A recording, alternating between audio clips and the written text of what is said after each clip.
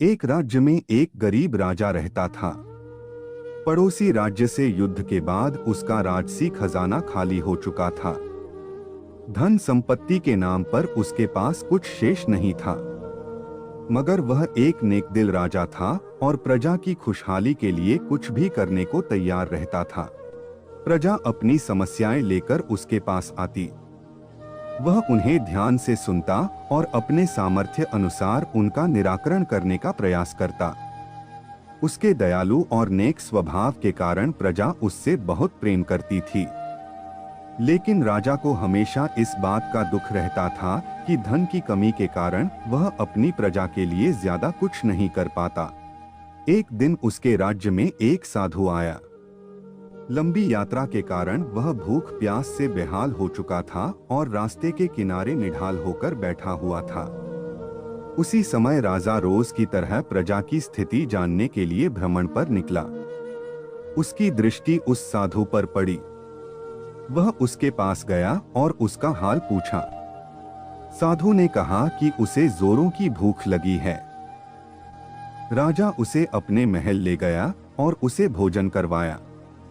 साधु राजा के दयालु स्वभाव से बहुत प्रसन्न हुआ और उसका धन्यवाद देकर पूछा, महाराज, आप इतने दुखी क्यों दिखाई पड़ते हैं?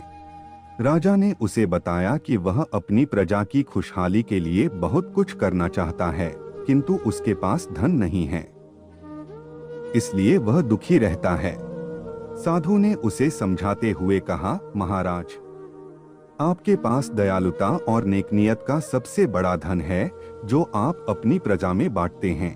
आपके पास जो है उसके साथ ही प्रजा की भलाई और उनकी समस्याओं के निराकरण के लिए सब कुछ करते हैं।